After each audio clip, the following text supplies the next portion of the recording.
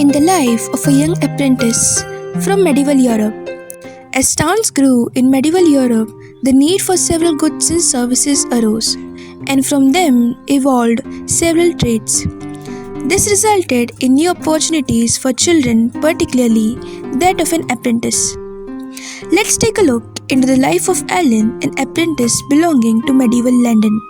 Alan was born in the winter of the 1320s.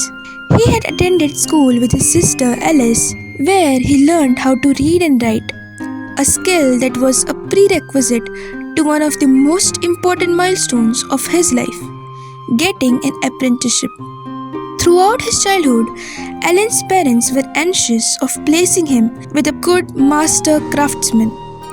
Some of the most popular trades at that time included goldsmiths, mostly reserved for the rich, stonemasons, carpenters, blacksmiths, vinters, meaning wine merchants, and apothecaries, meaning pharmacists.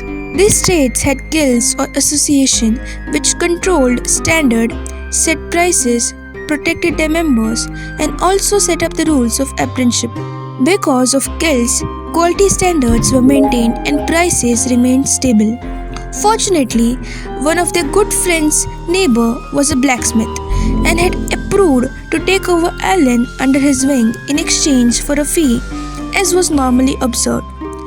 When Alan turned 12, he had to be ready for a ceremonial oath.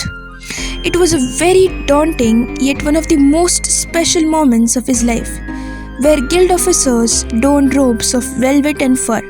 A part of the oath read as follows: "And well and truly you shall serve your master for the terms of your apprenticeship, and ye shall be obedient unto the wardens and to all the clothing, livery of the fellowship." From this moment on, he would leave his parents' home and take residence in his master's abode, where he would eat with his family, wear clothes supplied by his master, and learn his craft. A contract between a fletcher, someone who fits feathers to arrows, and his apprenticeship goes as follows: "He shall instruct and inform, and shall let him out reasonably, and shall keep him in food and clothing, in shoes, and all other necessary things, as other merchants do." Most of Alan's time would be spent at his workshop, where hard work was expected. If Alan failed to do so, he would be released and his family would be charged a fee for the time and effort the master invested in Alan.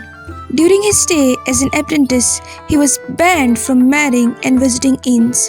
As Alan would continue to live with his master for about 10 years, his master would become a fatherly figure for him, and his family would become a second home.